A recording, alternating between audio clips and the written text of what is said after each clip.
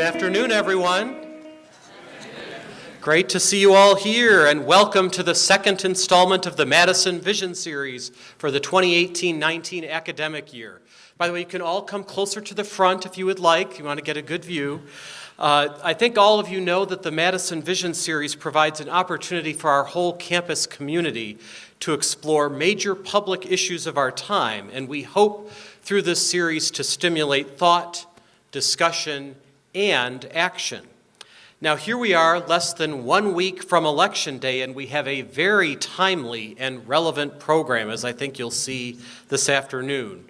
We are very excited to be joined by two former members of Congress, James Coyne, a Republican, and Nick Rahall, a Democrat. That's right, a Republican and a Democrat together in the same room. They're even sitting next to each other right now. And they are going to discuss the state of politics and our political life in America today. Our hope is that we can model something today that might seem unusual or even perhaps quaint, a respectful civil dialogue on the issues. Imagine that. While I'm sure they will often disagree, James Madison himself spoke to the virtue of listening to the positions of others, and even being open to the idea that people can change their minds, imagine that, or evolve in their thinking on a given topic.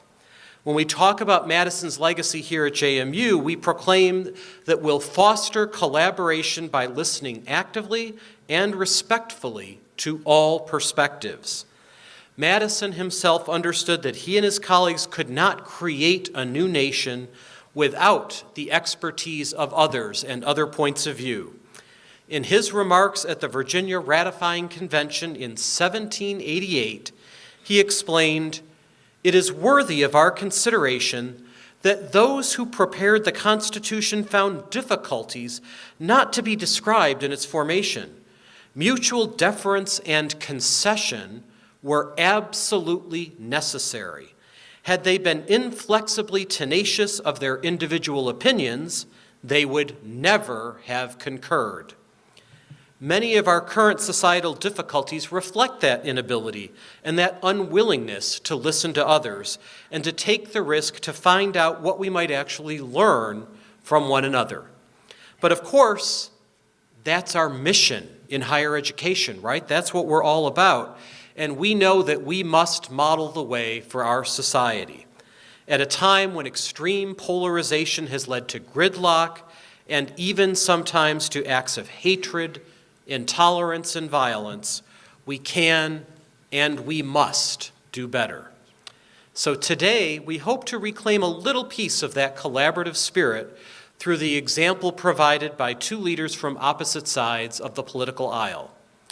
First, James Coyne was a member of the U.S. House of Representatives, businessman, and a Reagan political appointee. After running a successful chemical and industrial materials firm for nearly a decade, Mr. Coyne was elected to represent the 8th District of Pennsylvania. Upon leaving office, Mr. Coyne took a position in the Reagan White House, serving as special assistant to the president and directing the Office of Private Sector Initiatives. He also served 18 years as president of the National Air Transportation Association. He holds degrees from Yale University and Harvard Business School. And Nick Rahall, first elected in 1976, has the distinction of being the youngest elected, longest-serving member in the history of the House of Representatives.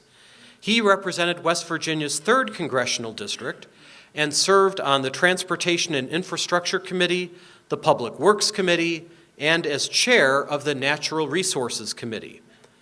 Mr. Rahall's reputation as willing to work across party lines to get the job done was well known and earned him deep respect and frequent cooperation from his colleagues in Congress across the political spectrum. Prior to his career in the House of Representatives, Mr. Rahall owned and operated Mountaineer Tour and Travel Agency and also served as a top aide to the late U.S. Senator Robert Byrd. This afternoon's format will be a conversation between our distinguished guests on a wide range of issues. I'm especially pleased now to recognize two of our campus leaders who will moderate today's discussion, Provost Heather Coltman and Student Government President Jewel Hurt. Heather and Jewel both serve as wonderful role models of civil discourse and engaged citizenship, and we can give them a round of applause right now, right? So, without further ado, let's welcome Heather, Jewel, and our two special guests to the stage.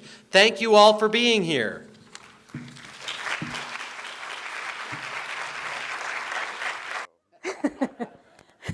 Well, good afternoon, everybody, and thank you so much for being here. And it is such a pleasure to be here with you and with Jewel.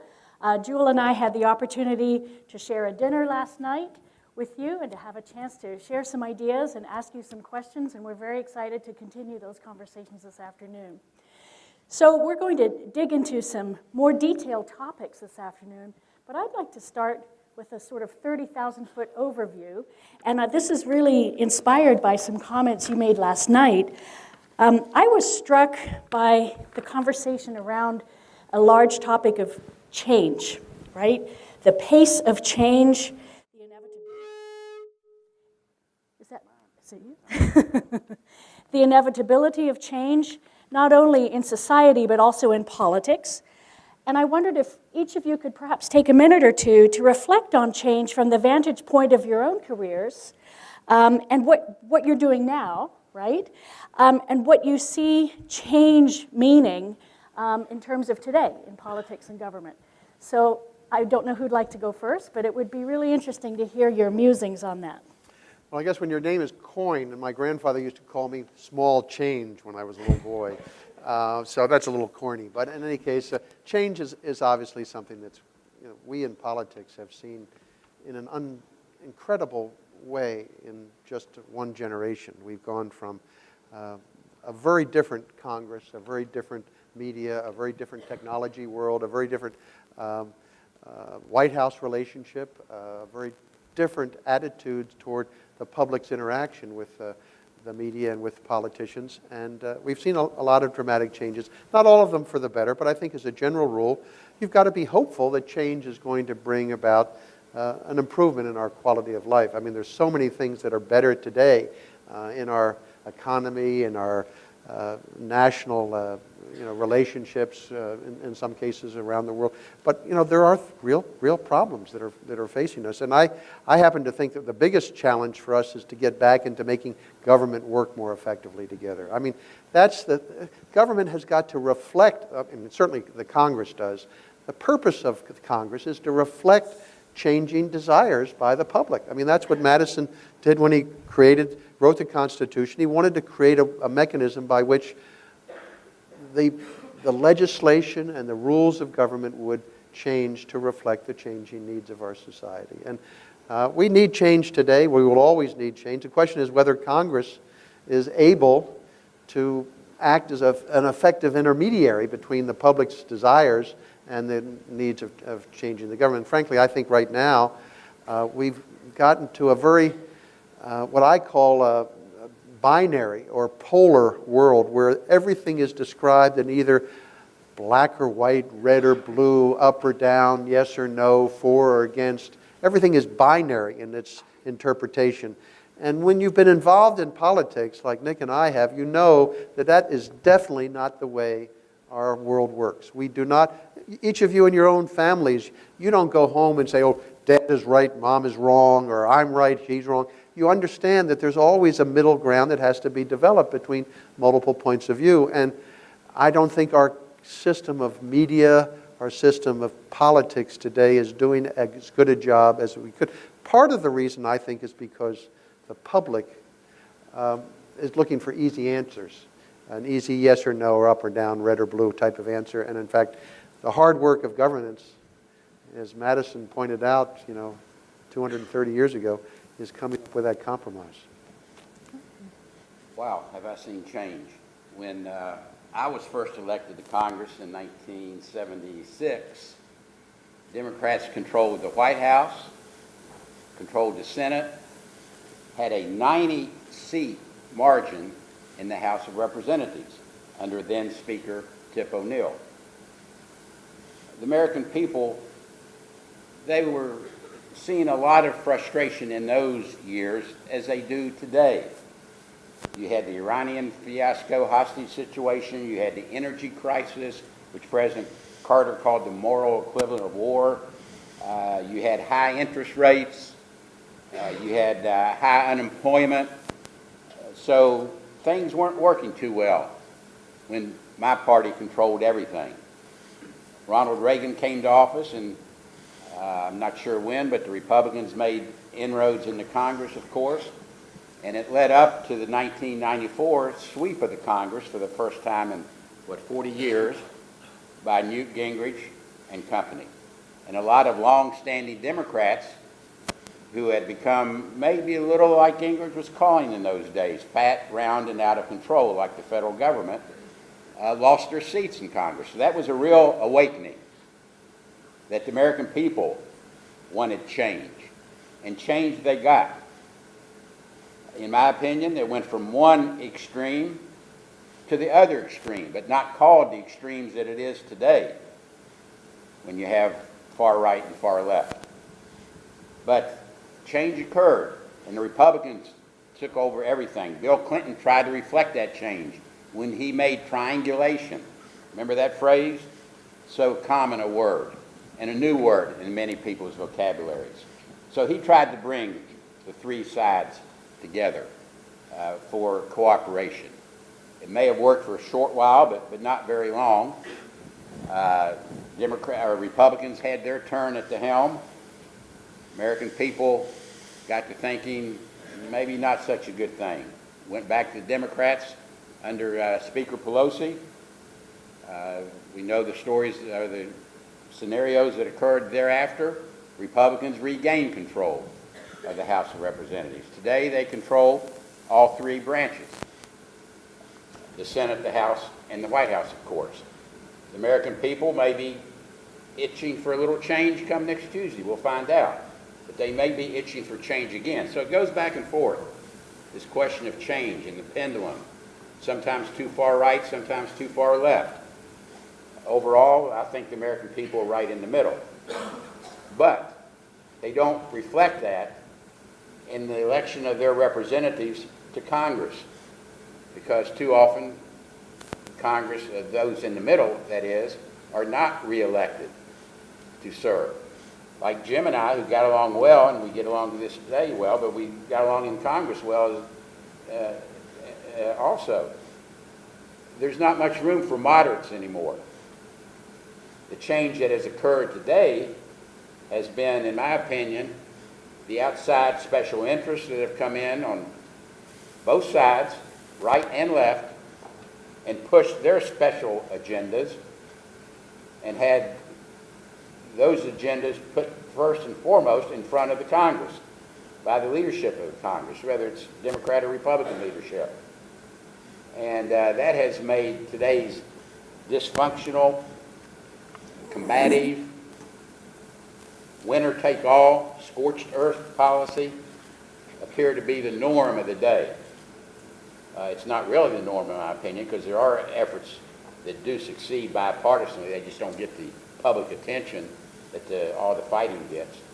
But I think next Tuesday could be a defining moment as far as whether we really are going to see change reflected by the American people through their elected representatives in the Congress. I think that's a great segue into the next question. We're still sticking with that theme of change. But what have you noticed about elections that's different from when you ran for office, and how do these elections later affect those working relationships in Congress? Well, you know, his first election was in 1976. My first election was 1980. This is a century ago, it seems like now.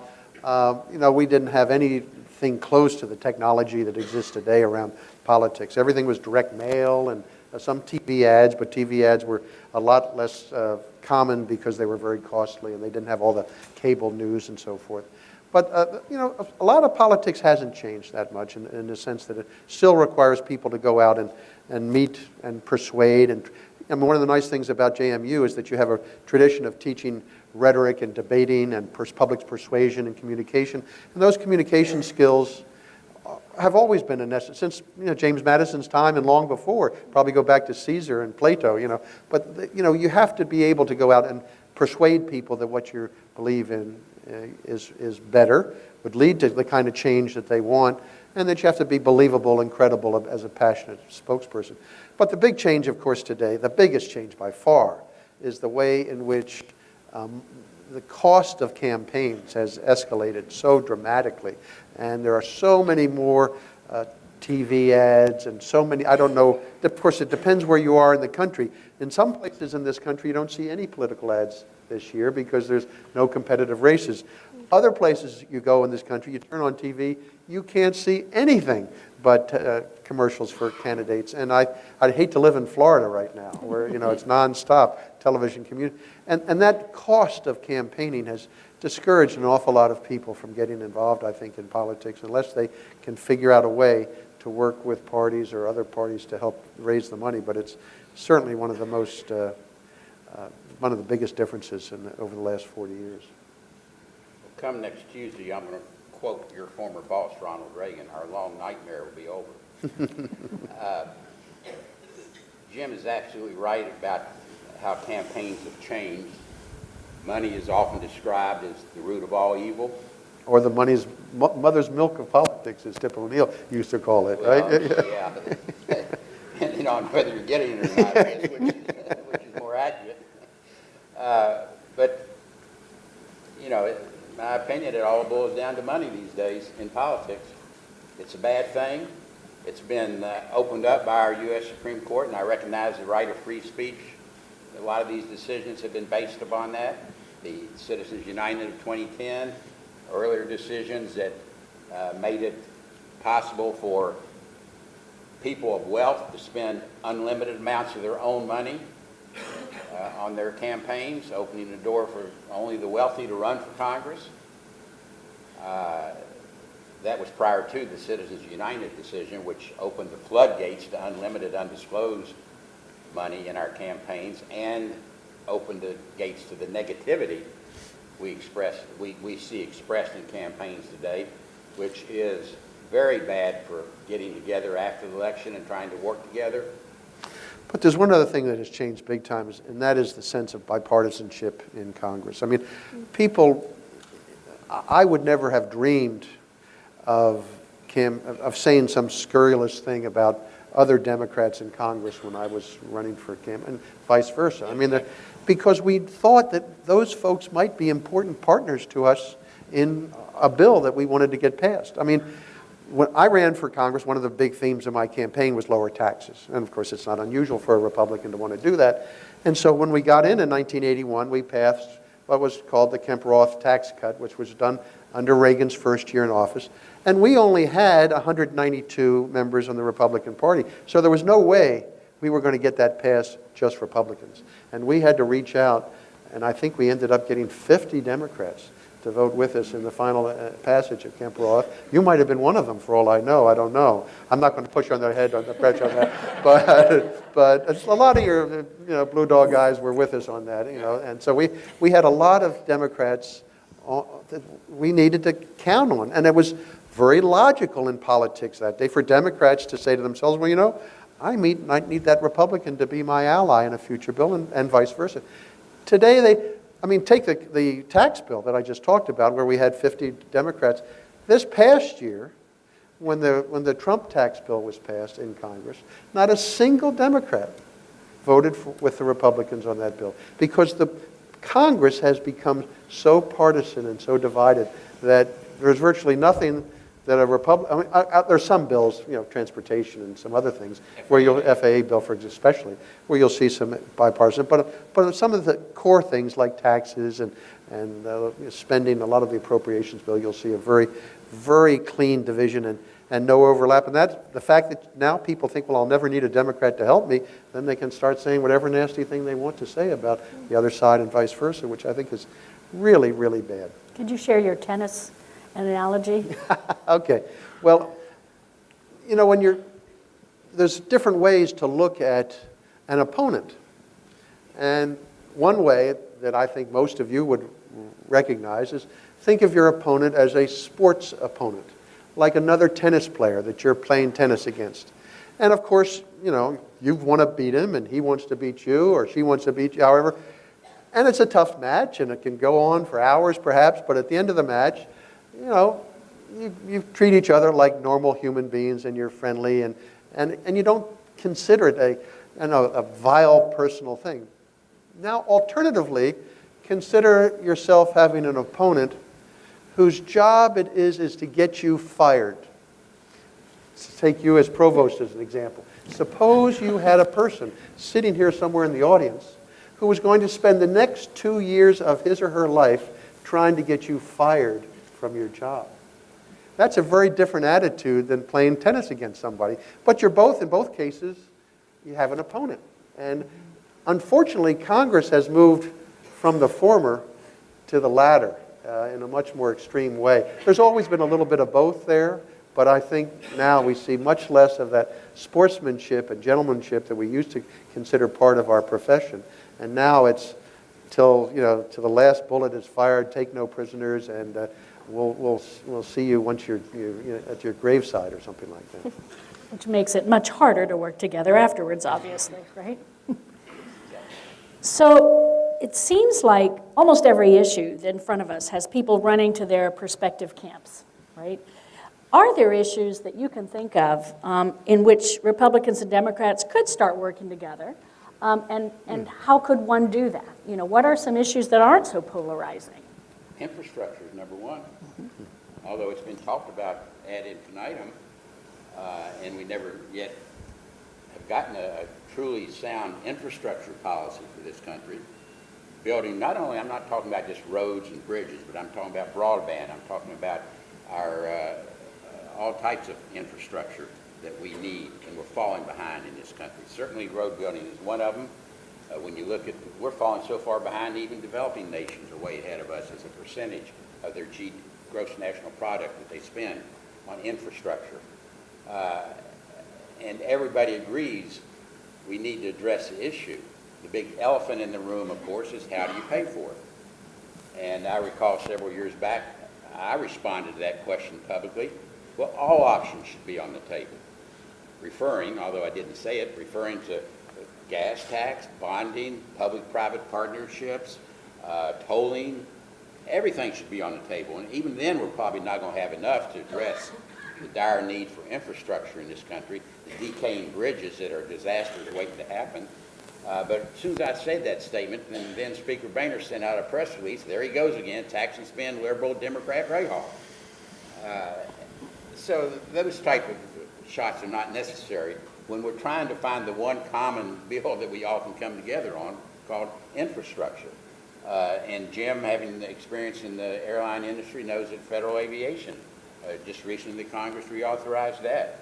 Very important bipartisan legislation. Water resources, providing for flood control across this nation. The Army Corps of Engineer projects that are so vital to our everyday livelihood. That's a bipartisan issue that has passed the Congress. And like I said earlier, it just hasn't got the press attention that the divisive issues do. And even on those divisive issues, I happen to feel we're more in agreement on a lot of things, whether it's immigration or whatever the issue. There's more agreement than there is disagreement. It's that disagreement that tracks the headlines and certain news outlets that love to polarize American people for their own personal profits. Well, your president.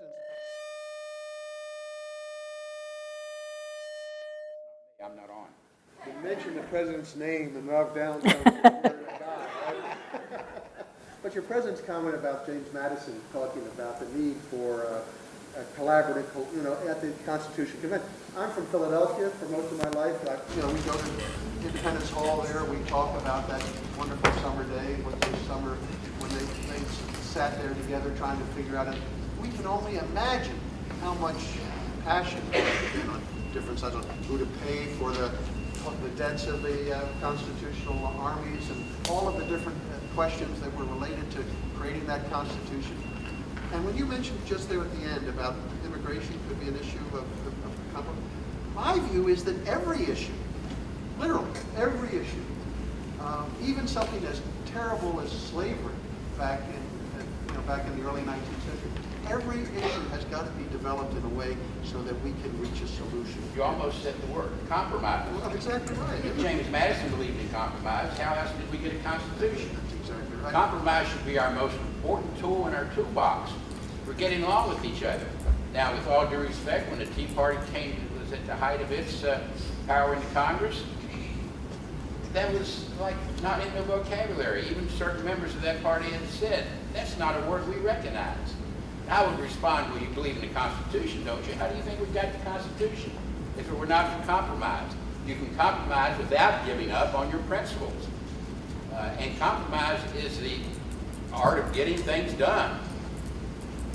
And that's how you do it in a bipartisan way. And your comment about immigration back then, when in the 80s, we passed an immigration bill in Congress, and the Simpson-Mazzoli Act, which of course was a Republican senator and a Democratic House member. The two of them brought the two sides together, and we got a very effective immigration bill passed, which unfortunately, as its implementation rolled out in the 90s, kind of lost some of the support of the federal executive branch, so it wasn't fully fulfilled. But nevertheless, it was a great start, and today we desperately need the same kind of compromise on immigration. But I think literally any issue that you can think of that could become a debate topic before your debate society here, you can figure out a way to reach some kind of compromise. It doesn't have to be solely a binary solution, yes or no. There's got to be some way to find a solution. And I hope we can see through that day. But I think we're going to have to change the makeup of the people who go into politics. I think we need more people from the center of our political system. And I think part of that problem is our primary process in our country, which seems to attract people on the extremes, and the media, which seems to give rewards to the people on the extremes. If you're in the middle, you can't get on TV anymore. You can only get on TV if you're an extremist. When we were in politics in the 80s, you couldn't get on TV if you were an extremist. You could only get on TV if you were in the middle. So now we see that cycle returning, and hopefully we'll see that come back. So I'm going to skip around a little bit, just a good segue. But how do you think generational differences influence beliefs about government and politics? Well, that's a question I wasn't expecting, but it's a great question.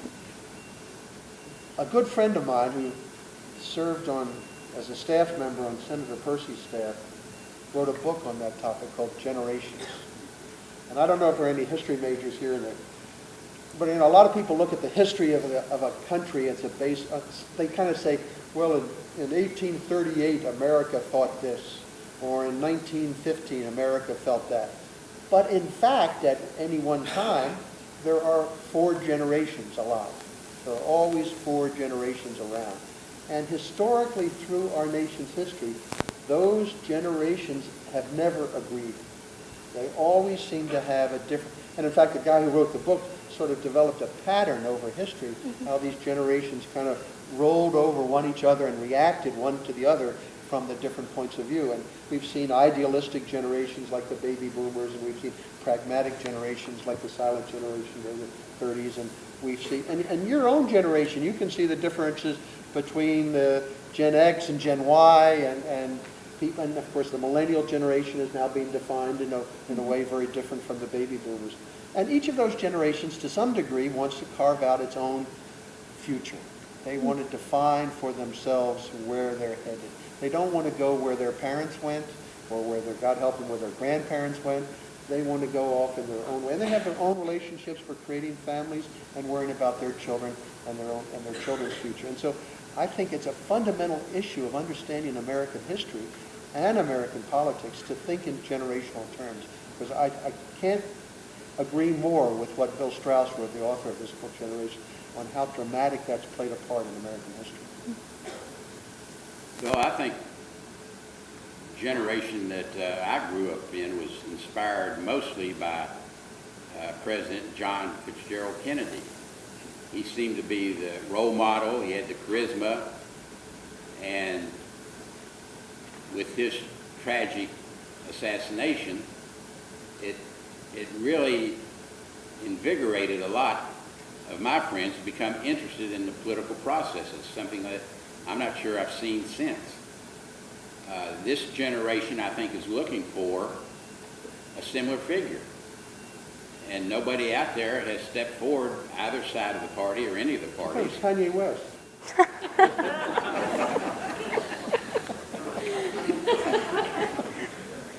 You're not paying attention. Well, the guy in the White House may think that. But, there's nobody that yet has been able, some are trying to, of course, but in my mind have not yet succeeded in being that bold, charismatic, courageous leader that can truly be a role model for our younger generation, and people can really, our kids can listen to the news at night instead of having their parents have to turn it off when the news comes on. That's the type of leader we're looking for today, I believe, and we've not yet found it.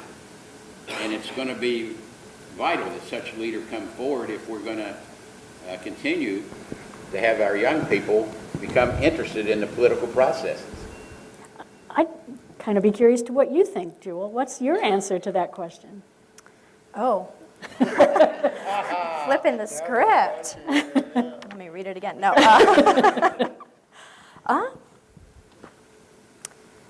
I don't know. I mean, I know the differences from my generation, what we think, but it's kind of hard to picture what it was like for you all and what you experienced without the age of social media and how much that influences our life and the new technologies and what we see on TV. You know, I really do think technology is like the biggest differentiator in terms of generation differences, but how that affects politics, yeah, that's a can of worms. There are a lot of people in your generation who think about how many likes they have in their Yeah. Facebook pages, or how many followers they have on their Twitter account, or how many superficial relationships that exist through the media.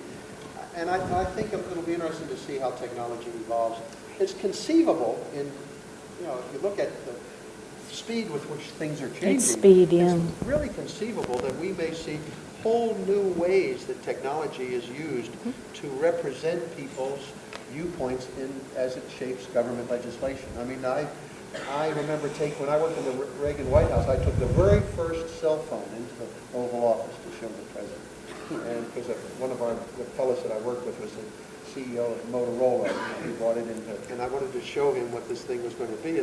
And it's just amazing how now with technology we have all these abilities to deliver products, to make choices, to give assignments. Now people have grade virtually everybody. Every professor, every college is evaluated. There's all sorts of feedback as to whether somebody is getting the kind of customer service they deserve.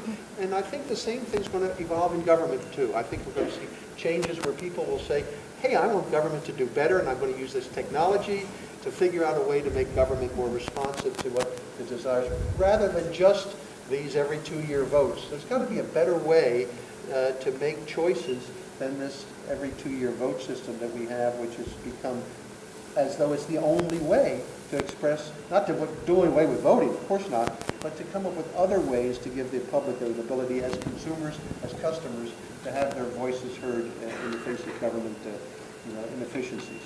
That's an interesting notion, right? The speed with which opinions are shared and movements are activated could affect how we respond to things in government. Yeah, that's interesting. Well, I mean, I just did I was in Europe a couple weeks ago, and I took my wife on a trip, and a day later I get this email, well, how did you like the trip? Did you give it 5 points or 4 points or 3? And so instantaneously we have this ability to pass judgment on whether something is doing what it was supposed to do. And I think one of the interesting points I'll make about this Trump phenomenon, and I'm not a big Trump supporter, but I didn't vote for him, but I have a lot of friends who did, and notwithstanding that.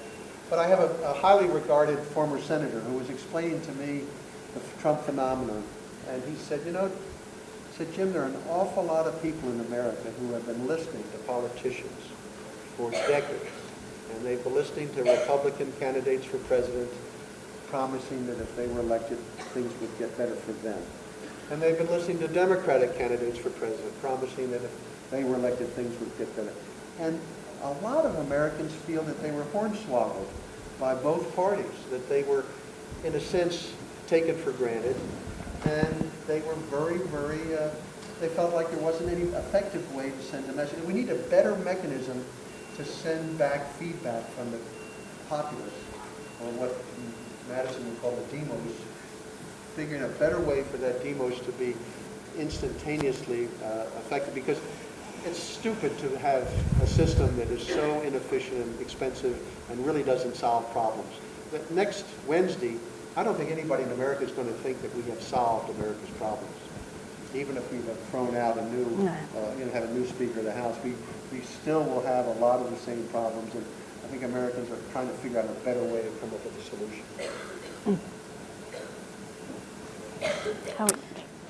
Yeah. You have one more question, Julie. Yeah, well, kind of going back to the social media platform. A lot of people of my age, that's how we vent about politics, and we see it on our news feed, but we're not voting, and that's really important, and the election's 5 days away. So what do you say to people who maybe don't feel like their voice is heard but aren't voting in the polls, and how can we encourage that political participation? Open your eyes. Look around you. Look at the elections, how close they are these days. I mean, the phrase used to be, "All my one vote doesn't count." I mean, look, every election, there are more and more closer elections than the previous election. And this year, with so many toss-up seats, there could very well be a dozen or so seats in Congress that won't be decided in the first 12 days after the election because of recounts, and they're going to be so close. So the one vote does count. And let me say, in regard to social media, yes, it has its positives, and it can gather people quickly and get messages out, boom, in real time like that. But it also has the drawback, in my opinion, of preventing that personal one-on-one communication that is so vital, not only in family relationships that seem to have deteriorated because of social media. We text our mom and dad anymore instead of calling them on the phone and talking to them one-on-one or even visiting with them. Same way in the political realm. We rely so much upon the text and the electronic media that it prevents us as members of Congress from getting together one-on-one and learning and seeing the body language, if you will, or the intensity of one's feelings about his or her position, rather than thinking, oh, they're just responding to some money interest that's telling them what to say. Or maybe they're responding for political reasons. They really don't believe that, but they have to say that to get reelected back home. So if we had more of the one-on-one communication instead of electronic contacts, I think we could discern from those on the opposite side of issues really where they are and why they feel as they do and how we can address their problems. Maybe not reach total agreement, no, that's not what I'm saying, but at least understand and respect the other side of the issue. We do have to bring back a little bit of RESPCT, and it would be nice to see that coming from the White House. It would be nice to see that coming from some of the extreme on the Democratic side, and who's to say there are no deplorables in our country today. There's not a single deplorable in America. And for somebody to say that somebody is a deplorable in our country is outrageous for me to hear from a candidate for any office. And so that kind of rhetoric, that isn't real rhetoric in the classical sense. That's just name calling, and I think we've got to get away from it. Well, and that's a good way to end, to circle back to JMU, because one of the things we take great pride in is teaching respect and modeling respect and being a very caring community. So that's something that we focus in on every day because that's part of our ethos, that's part of our Give a DNA. shout out to your boss. Please do. I just want to commend President Alger, Jonathan Alger, for hosting us like you have and for your leadership here at JMU. Thank you so much, and your staff has been fantastic. Yes. Well, and one extra word on that, your remarks at the beginning, where you were saying that the role of a university is to listen to diverse voices of all types. There are some universities in this country where that's not true. Not that many, fortunately, but there are some, and I think you're to be commended that attitude and to make sure that every person has an opportunity to listen to points of view that they might not agree with. So that's a good thing to do. If it's all right with you two, I think we're going to open the floor up for some questions from the audience. Yeah, We haven't done the that. fun part. No, that's right. So Yeah. we have microphones at the end of each aisle. Feel free to come forward.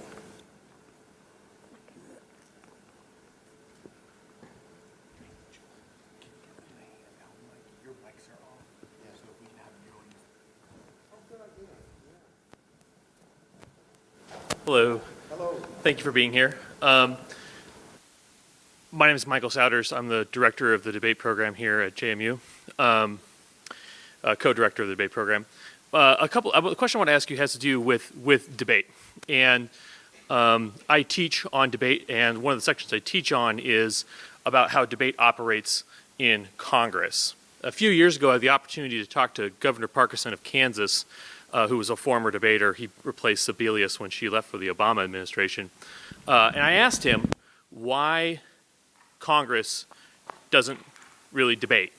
And his answer at the time, he's not running for re-election at the time, was that it was that members of his, and not really Congress, his legislature in Kansas at the time, was captured enough by interests that the debate didn't seem relevant to them because there was no possibility of people being persuaded. That makes sense that debate in Congress would exist on the potential of someone being persuaded, but interests, I think you mentioned earlier, that interest made it basically impossible for them to compromise. To be persuaded by an opponent's argument, they have to have the room to maneuver to do that. I was hoping that you could comment on that. Obviously, that was just one person at one point in time's opinion on it, but speaking of debate in the congressional setting, what constrains them? Why do you think that debates don't seem to get anywhere? There seem to be announcements of positions rather than any kind of statement that would persuade. Or is that wrong? Was your experience different? Thank you. You want to go first? Or Yeah, go let me just comment. In the House, back early in my career, we started televising debate on the floor of the House of Representatives. That's right, your first year, I guess, wasn't it? I'm trying to think. And I have a former staffer here with me. Was it my first year? It was before I was there. It was either Yeah, regardless. But that opened the way for members, I'm not going to use the term showboat, but, all right, showboat, to speak more often on the floor about more subjects about, in my opinion, they had less knowledge of, but in order to get on C-SPAN.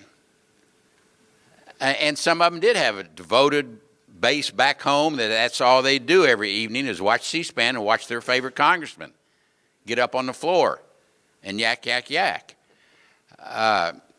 Because in the end of the day, you can speak for longer than you can during the normal course of debate on the floor of the House, where we only have a 5-minute window in the House. Senate, much different. And so other colleagues got to saying, I'm not going to become part of that showboating circus, and would ignore their colleagues' debate, having heard it before, and not participate in that debate. Go do other things that they felt were more productive with their life than listening to one of their colleagues talk for the cameras. So that kind of turned some members away from debating on the floor of the House, but it turned others on to debating, and not really a debate. They're just speaking to their bases back home. Senate, I don't know when they started televising, or if they do televise. I don't even know. Yeah. And their parliamentary rules, legislative rules, are a lot different than in the House. And too many of the issues are deja vu. Been there, done that, heard that before, just year after year. And as Jim and I were commenting earlier, a lot of it is for the special interests because it's like a gravy train for a lot of the lobbying industry in Washington. And I'm not speaking against them because they do have a certain role to play. but they also are out to make money. And by having these issues rehashed year after year, it gives them an opportunity to go back to the same clients year after year. You got to keep me on the payroll, make sure this doesn't happen or this doesn't happen. So that's one of the reasons we don't have a true debate, in my opinion, in the House.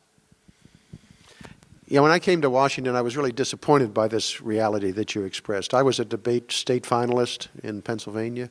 I loved debating at Yale. I did it all the time. It was really one of the cornerstones. And one of my, people talk about 60s role models. One of mine was William F. Buckley. A lot of you probably never heard of, but he was one of the best debaters in history, I think, at Yale.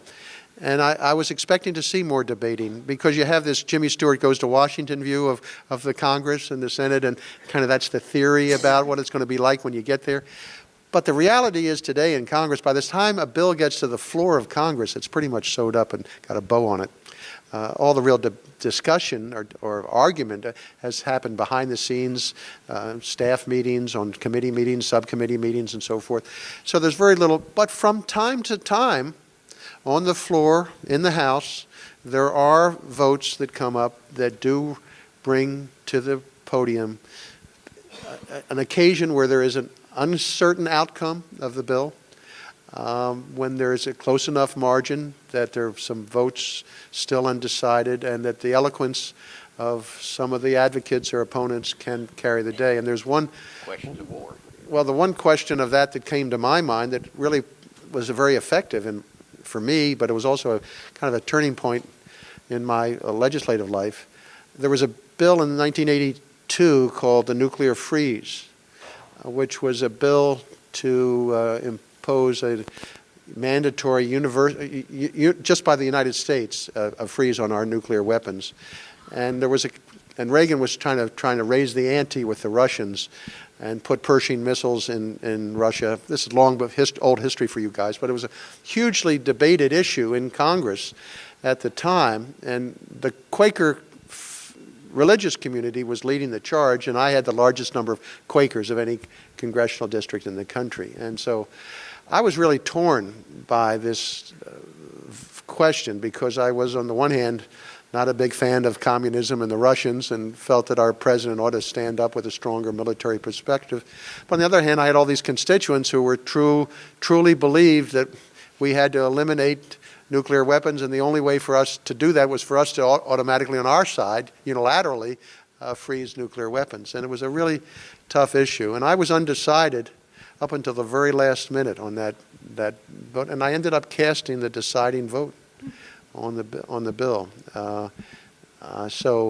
You will from time to time see eloquence on the floor that will make a difference. And I would add, during my entire career in the House, probably what comes to mind is true debate and a true feeling of the members expressing their own views as opposed to prepared script from their staff, has been the Iraq War debates. The first one under President Bush the father, I went, listened to all the debate, wrote out my notes, got up and gave my speech in favor of the first Iraq War under the father, George Bush. I did the same in the second instance, the second Gulf War, and reached a totally different conclusion. And when I look back and when I'm asked of my two most important votes that I'm proud of in the House of Representatives, the first would be in favor of that first Gulf War, and the second, maybe the other way around, the first would be against that second Iraq War, and in favor of the first Iraq War. But I hasten to point out that we still get a chance to debate in our campaigns. Almost every campaign today involves debates. In fact, I think debates in campaigns are things that are really wonderful to participate in, and I wish more people came to watch candidates debate, because it's probably one of the few cases where you really get to see whether somebody knows how to be persuasive or not. And so that's a part that we still do, hopefully, exercise some debate skills. Hi. Hi. How are you guys? It's not on? Okay. So, when discussing compromise, Congressman Coyne, you mentioned that no matter what the issue, people should always work together for compromise. And you mentioned slavery. Could you be more specific about what you mean? Because it seems that there are some human rights issues that don't appear to have a compromise. Yeah, I think what I meant by saying that is that the process that we went through legislatively in the 19th century involved a lot of stages of compromise.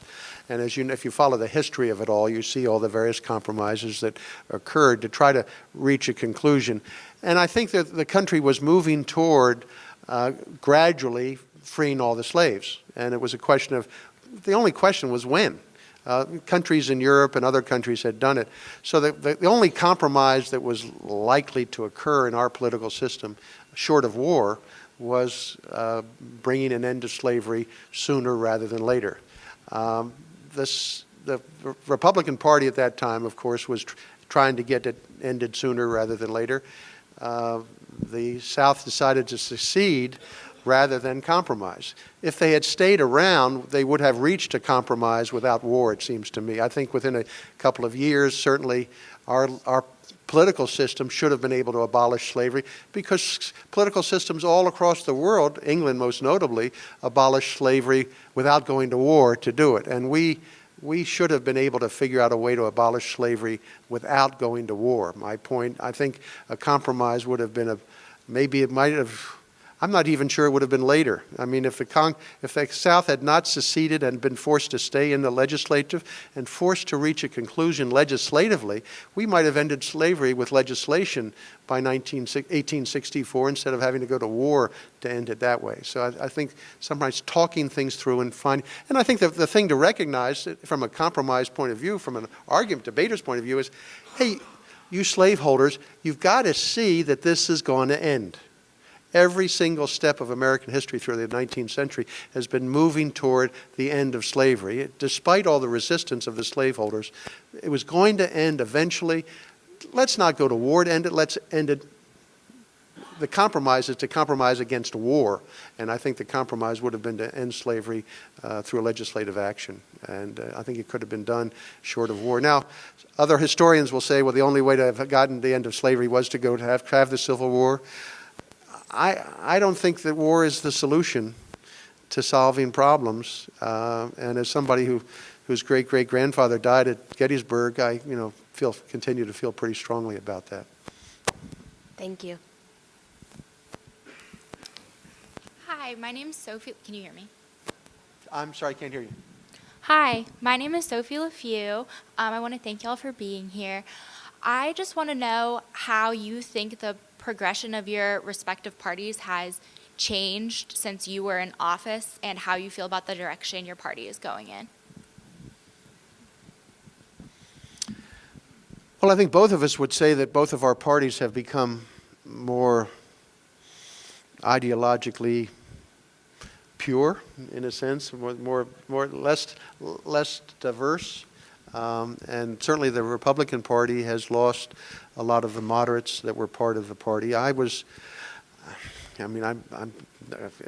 not sure that this is especially relevant, but I was a pro-choice Republican and had been a member of the board of Planned Parenthood in Philadelphia. And you would never see a Republican elected to office in America today with that credential. There were some pro-life Democrats too back in my day. I don't know if you were one or not. You were a pro-life Democrat. It's very hard to become a Democrat today on a pro-life platform, and that's just one example of how ideologically.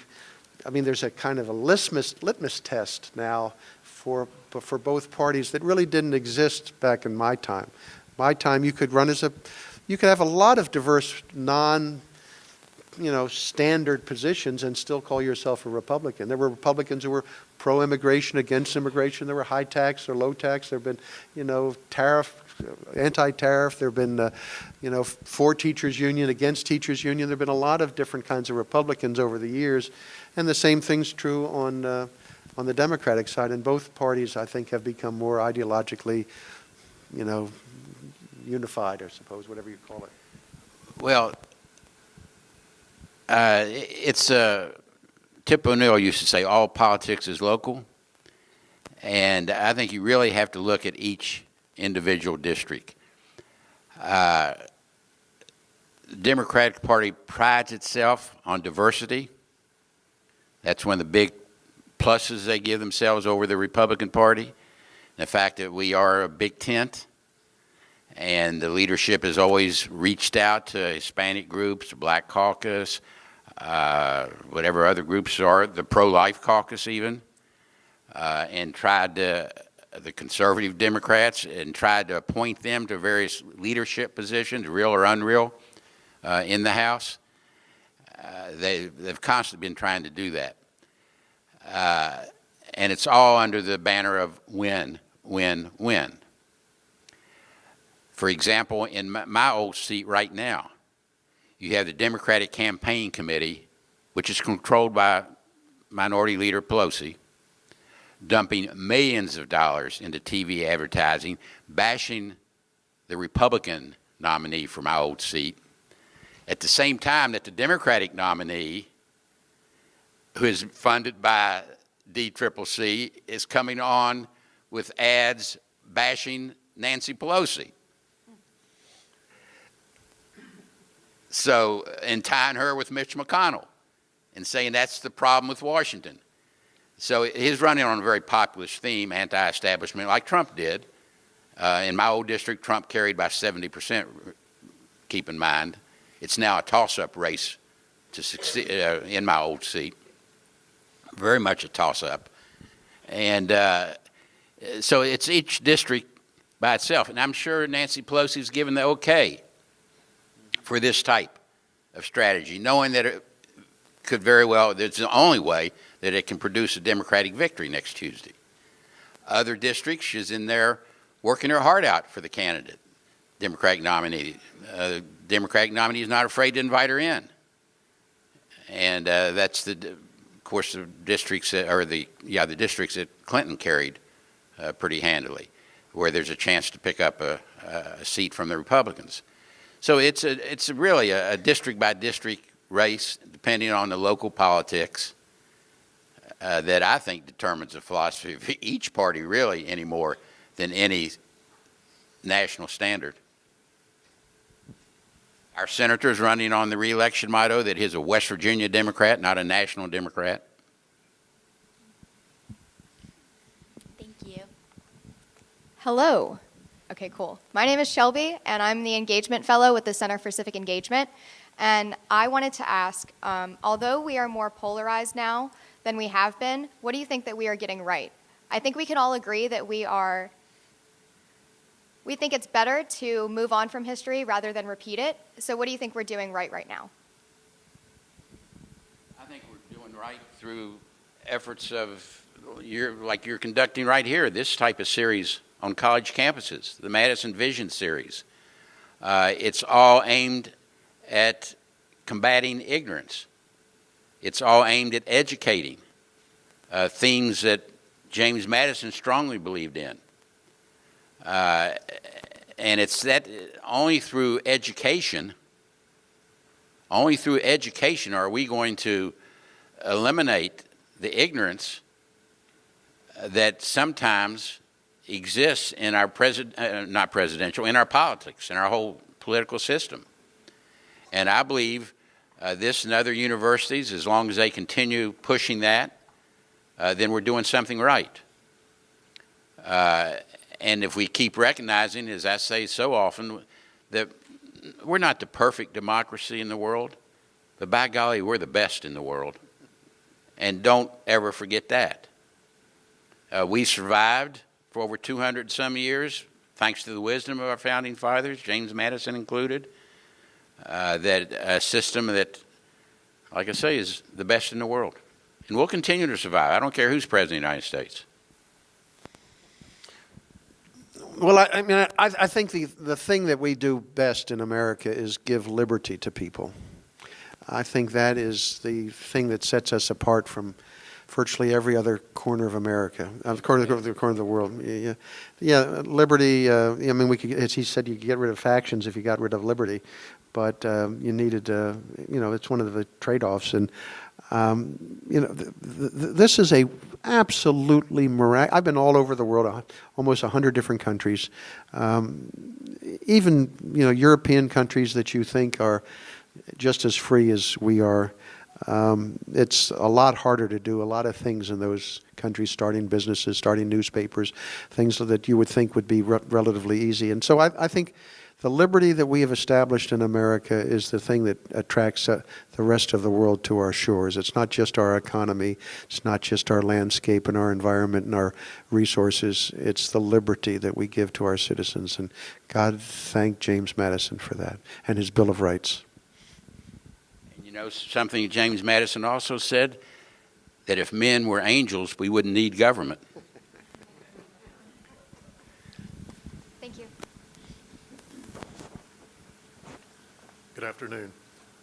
In talking with students and trying to find out why they're not more involved with the vote, I've heard a couple of repeating themes. One is they feel that Congress is bought and paid for by corporate interests, and that politics is no longer local, that the local constituents are not regarded.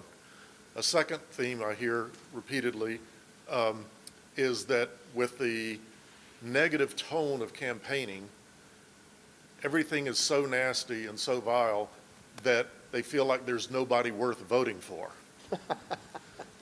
What do you say to address those concerns and encourage the youth to get out and vote? Well, I would say two things. First, to your former question, you call up any member of Congress's office and say you're a constituent, and you watch how they hop to be responsive to you. Am I right or not? 90% right. 90% right. I mean, most of them, they really want to do things for constituents. They want to be perceived as being responsive to constituents. They certainly want to hear what constituents think. They spend a lot of time trying to gauge their constituents' collective point of view. Now, of course, there's constituents who are in a far minority, let's say, within a district, and, as he said, that the rest of the district may have a very different point of view, but virtually every congressman takes very seriously his job of listening to his constituents. Some of them do it a lot better than others. Some of them use technology, some of them use town hall meetings, some of them use all sorts of, they're working with their staff to get the best feel, but it's something that, here's we right here as staffer that used to work for him, and you know how important listening to the constituents are. I bet you in your office, if a constituent calls up, hey, I'm Mary Jo from Beckley, everything stops. Hey, Mary Jo from Beckley's on the phone. What does she want? And that's the way your office would have worked. Certainly the same way from my district. And so I think people who think that that Congress doesn't care about them are just flat wrong most of the time. The second part of your question was more about thinking that none of them are worth voting for in the first place. Is that what I understood it to be? And that, of course, reflects the sad reality of being in politics is that you no longer define who you are. Your image is somehow created by things outside of your control. And people think you are this image that exists out there in cyberspace or wherever, or in the media. And there's nothing more disconcerting to realize that people who you have never met and don't know from Adam have this absolute view of you as an angel or a villain or the devil. They somehow have learned who you are without ever having any first-hand experience. And so my advice to people who think that everybody is a villain in politics, ask them, do they really know the person? Are they just getting that image based upon some way of some media image that they have learned, perhaps by the person's enemies and adversaries, creating a false image of this person as a villain? Just like in your race, where there's money spent to make it seem like you were a villain because of against Obamacare. How could you be against Obamacare in West Virginia? Or against coal or whatever. And so this concept that when millions of dollars are spent to create an image of who you are, that's a scary thought, because you really are somebody other than that image. And tell these people, well, do the homework and find out what the people are really like before you rush to judgment that they're not worth supporting. Jim's exactly right. These billionaires that are throwing hundreds of millions of dollars into these congressional races across the country through whatever platform they use, whether it's the National Party or their own independent created committee, they have no idea who John Jones is in District X, in State Z. It's all about their specialized agenda, their one issue. It's all about their agenda, not who's running down in that district in southern West Virginia. I could care less who the Democrat is. I'm just for the Republican. I don't know anything about the Democrat. I don't even know his name. But I'm going to throw all this money in on the Democrat, on the Republican side, because I hate what the Democrats are doing to me in Washington. Yeah, it's an amazing thing to all of a sudden find out who you are by watching TV and seeing the ads. I would not vote for me if I only saw the ads against me. I mean, there's no way I could. I mean, despicable person. And I mean, some of these ads, they're just almost unbelievable how personally negative they get to be. You have to look at it. And I kind of have this view. I mentioned in one of these classes earlier. I really am angry at American politics because it's almost become like a circus. And I blame the decline of Barney and Barnum and Bailey when that went out of business 3 years ago. All those clowns were unemployed. And so they had to find something else to fulfill that need. People need clowns to bring happiness to your life, you know, and to have somebody funny. And so they have now all these presidential candidates who are kind of becoming clowns in many ways. And so I think we have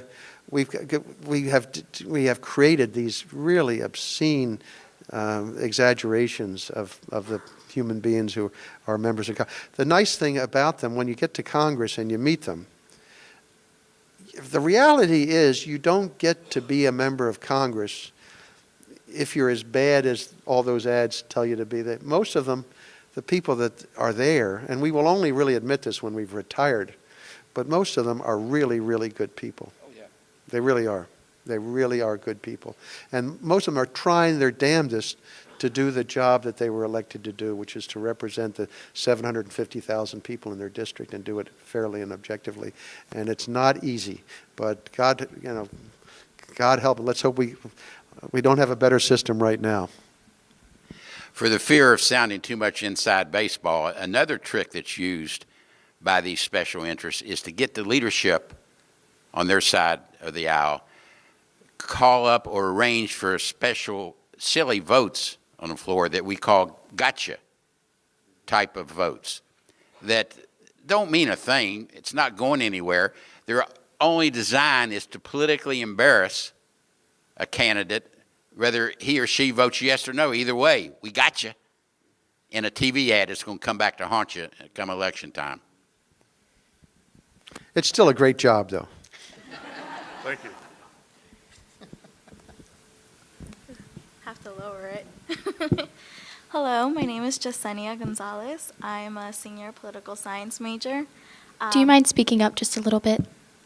Can you hear me? Now I can. Okay. My name is Jasenia, and I'm a senior political science major. My question is about identity politics. I've been told many times that because I am Latina and because I am a woman, that I should automatically align with the Democratic views. And I found this to be pretty harmful to tell someone, well, because you have these characteristics, you should automatically think this way.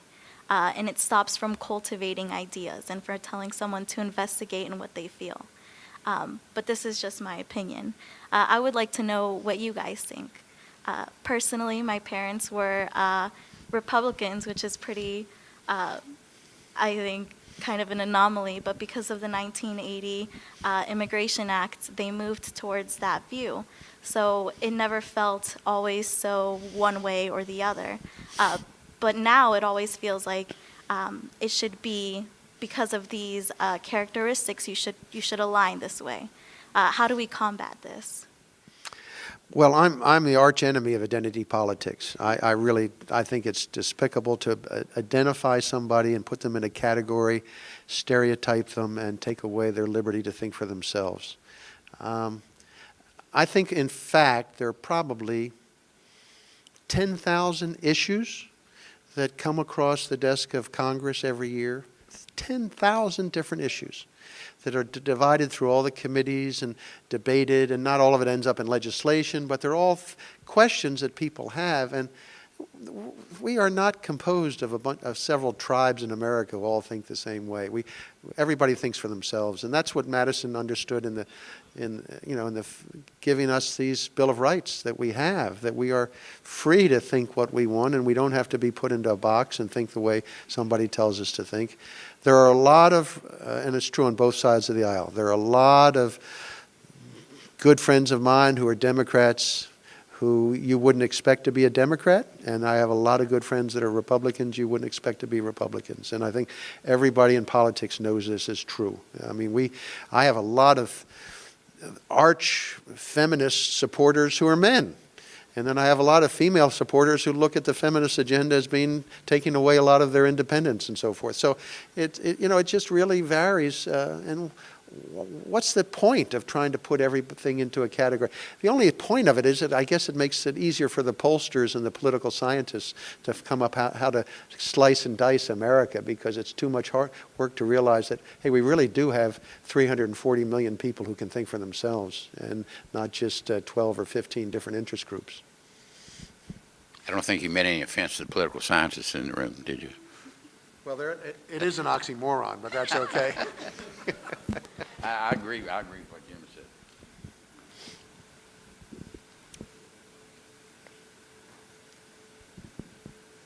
All right, well, thank you so much. And I think President Alger is going to come up for some closing remarks. And yeah. Oh, yeah, he's going to need that, absolutely. Go behind your chair.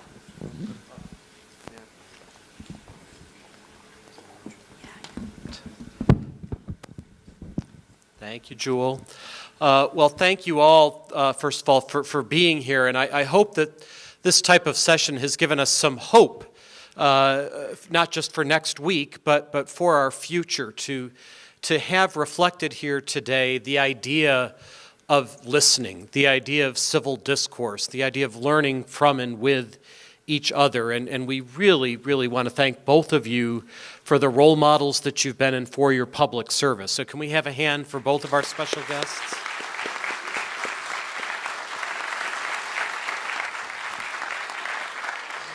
I'm going to move away from the microphone just for a moment to give both of them a token of our appreciation here on behalf of James Madison University.